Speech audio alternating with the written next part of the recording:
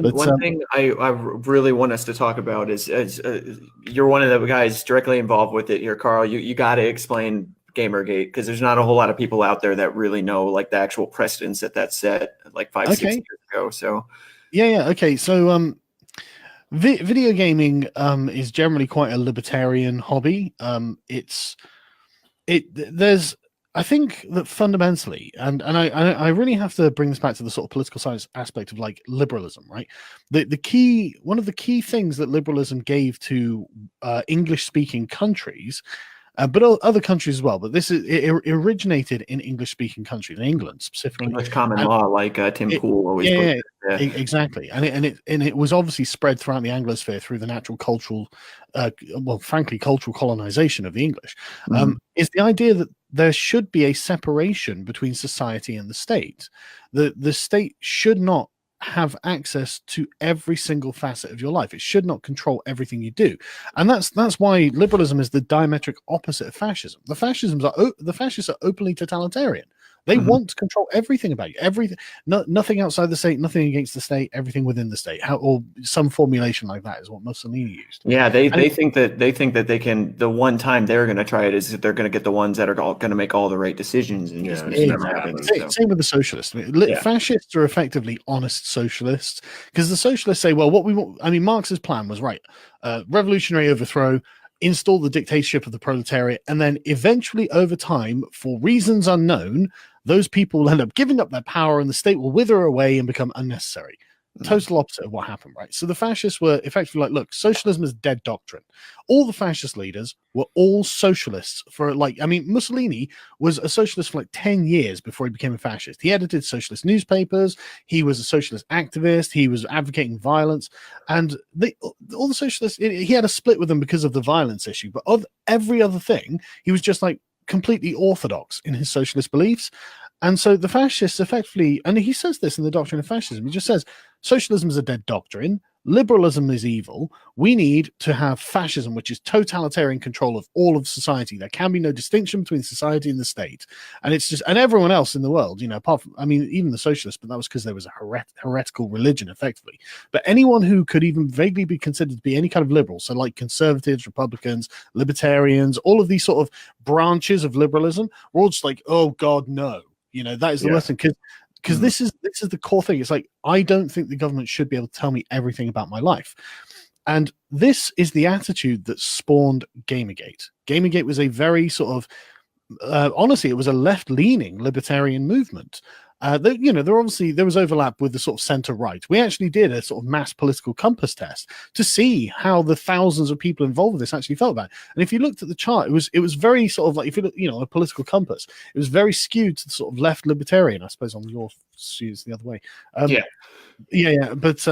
with there was a chunk of like center right people, and then you got the odd dot on random but the conglomeration of it was all sort of like just libertarian, really goddamn libertarian. And it was basically people like essentially saying, look, we're not going to be told what to do by a bunch of jumped up games journalists. We're not going to be told that we're bad people because we're straight white males. I mean, most of us probably were, but a lot of us weren't.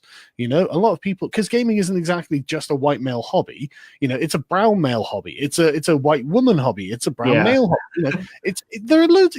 Everyone likes playing video games, for Christ's sake. Oh hell yeah! It's not even just like Western male too. I mean, if you've played certain games, you'll hear all sorts of Russian and Spanish and Brazilians all over the place. And I used to play. There was an online version of Fallout 2 that was made by some guy in Russia, I think it was, and he used to host the server, and I used to go on it. Man, the Polish death squads were the worst thing in the world, right? You're wandering around the wastelands. You've got like leather armor, you've got a handgun, and you're there scrapping and shooting raiders and stuff. And then you'd be in like an instance, a server, and a battle, and then suddenly like 5 Polish people in power armor with miniguns would just pop in, and you'd be like, "You want a turn timer?" You'd be like, "Oh, fuck's sake!" It was kind of like that in that old DayZ game that was like an Arma 2 mod. There was all these Brazilians that would run in there and like these like gangs, and they just run around like, "Oh, no, give me your guns," and like in poor English, and you're like, "Fuck, man, all these Brazilians are taking over the place." Like, yeah. But that's the thing, isn't it? It's international, and it gets us on the internet. Everyone gets to experience it, But the point is, like these people were being moral authoritarians. They were telling everyone who could and couldn't speak, who got to be in a space, who got to sit down and shut up because of their race and gender and their sexuality, and people had just had enough. And the thing is, it wouldn't be so bad if it was just that. If in every other respect they were doing a good job and being honest about things, then fine. These people are fucking assholes, but at least they're not corrupt. But I mean, and it sounds silly to complain about corruption in gaming journalism because it is silly, and it had always been there. You know, normally it was companies giving like journalists computers, you know, and slush like that. You know, so it's like, here you go, here's a computer, play our game on it, and then give us a good review so we get a lot of sales. But I mean, that's not the end of the world, you know, because if you're a video gamer, you're like, right, okay, yeah, I know the companies are paying them to review the game. You know, you can see when you go to the website, you see the adverts for the game all around the review of the game, so you know that they're getting money. But at least the people in it were, and again, it comes down to the sort of same aspect. At least they liked video games. You know, at least they were saying, hey, look, I know you like video games. I like video games too. These people make video games, and we've got an economy that makes this happen. So we can all, so we can at least talk about the thing that we want to talk about.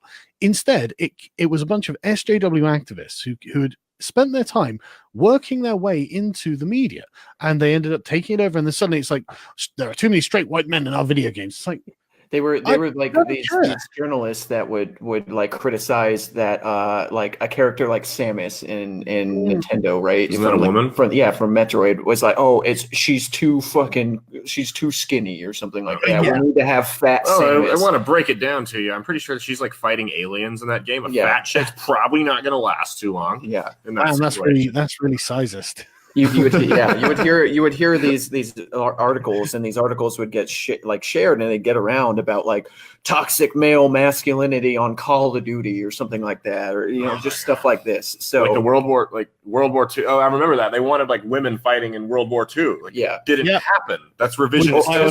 It did happen, but not as much as you'd think. Like there were like partisans and stuff that were women. There was like Russian snipers that were women, but it's not like you had like entire like units, units made of women out there on front lines. Yeah, the Allies didn't send divisions of women to Normandy. They did not do that. They had like nurses. Because and that's the thing too, is like, I mean, that stuff really happened, but they make up stuff. They do, because there is cool shit like the Tuskegee Airmen that were all black. Like that was a real thing, and you don't fucking talk about that. You'd rather make shit up.